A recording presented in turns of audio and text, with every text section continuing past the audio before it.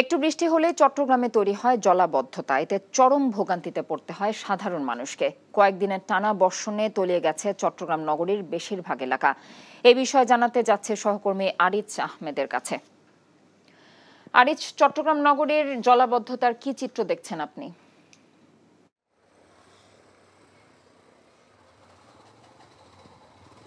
হ্যাঁ, কথা আপনি যেটা বলছেন যে চট্টগ্রামে মাত্র ১২৫ মিলিমিটার বৃষ্টিপাতের কারণে চট্টগ্রামের নিম্নাঞ্চল যেমন প্লাবিত হয়েছে, তেমনি চট্টগ্রামের সাথে পার্বত্য চট্টগ্রাম কক্সবাজারের যোগাযোগ ব্যবস্থা প্রায় অচল হয়ে পড়েছে। আপনি দেখছেন এটি চট্টগ্রাম সিটি কর্পোরেশনের এলাকার মধ্যে আছে। এটি অনন্য আবাসিক এলাকা এবং এখানে সর্ববৃহৎ যে বেসরকারি হাসপাতালটি আছে এবং এর পাশাপাশি এটি চট্টগ্রামের সাথে পার্বত্য চট্টগ্রামের একটি যোগাযোগ ব্যবস্থা এবং আঞ্চলিক ও সড়কও বটে।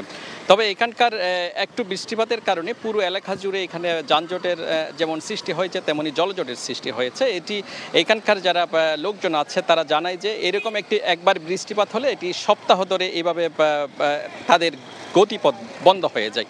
একটু আগে এখানকার যে গোয়েন্দা সংস্থার একজন কর্মকর্তা জানিয়েছেন যে এখানে কিছুক্ষণ আগে এক যুবকের লাশ উদ্ধার করা হয়েছে। এটি পানিতে ভেসে এসেছে কিনা এখনও তারা নিশ্চিত নয়। তবে পানির পাশে তাকে পাওয়া গেছে এবং তার পরিচয় এখনো নিশ্চিত হওয়া যায়নি।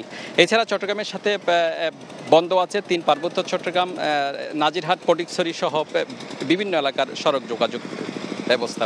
এছাড়া আপনি জানেন চট্টগ্রাম শহরের যে নিম্নাঞ্চল থেকে পানি নামতে শুরু করেছে, আবার পানি নামলেও যে আবহাওয়া অধিদপ্তর যেটা আমাদেরকে জানিয়েছে আজ এবং কাল মাঝারি ধরনের বৃষ্টি থেকে ভারী বর্ষণ হতে পারে, এমনটি জানিয়েছে।